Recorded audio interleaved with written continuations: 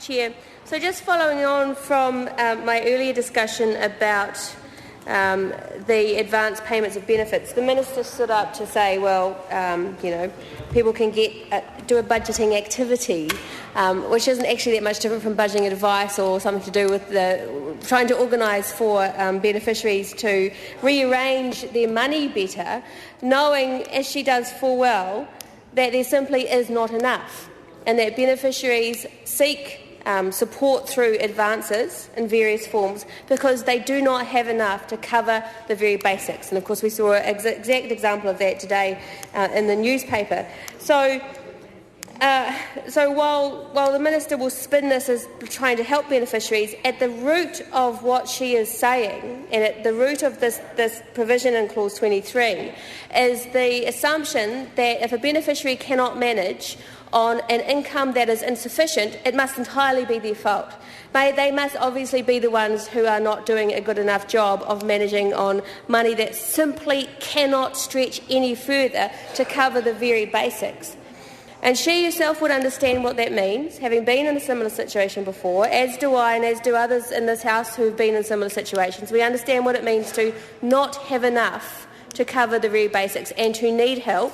And what we have now in the current situation with the regulated temporary additional support is a very set criteria that doesn't take into account the circumstances of that parent and what they need. It might be that their child over the last few weeks has been extremely ill and they've had real difficulty getting access to, going to their part-time job that maybe bringing them in $50-80 a week, so that they don't lose money on the abatement.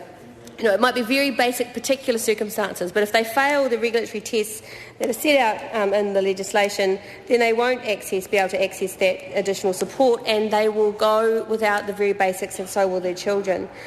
The other part of it is weird in the sense that it talks about excessive numbers of advance payments, and that those who seek an excessive number of advance payments will have to seek this budgetary advice. And again, that goes directly to the blame the victim mentality that is part of this legislation.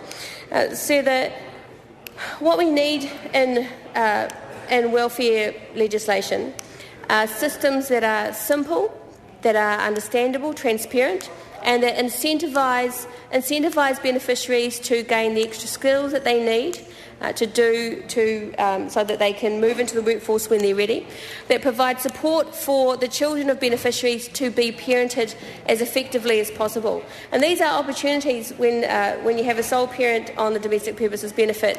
You have a real opportunity here for skill development if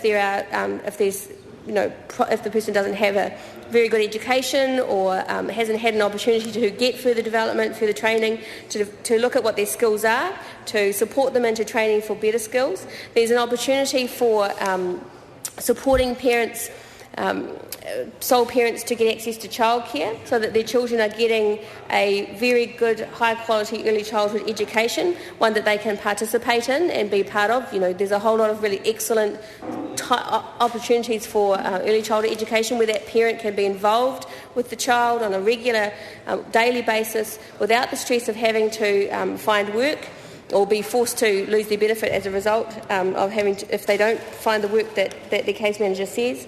Ways to give families the support that they need to do the best job of taking care of their babies and their children. And what happens with legislation like this, which is based on a blame the victim mentality, which is based on a punitive approach where people whose circumstances just mean that they need help now are punished for needing that help. What it does in the end of the day is it punishes the children of those families. We've talked earlier about, I support the amendments that the Honourable Annette King has put forward. I agree entirely with her comments around the 20 hours. And what the government is doing by requiring only making the work test 15 hours and not 20 is they are cutting off for beneficiaries that opportunity to make the step up out of the benefit. It actually constrains their ability to move out of the benefit and into 20-hour work where they could then move into getting supported by working for families. It traps them into the poverty cycle. It's just the idea that there are a whole lot of 2-day-a-week, 7-hour-a-day jobs is just unrealistic and not true.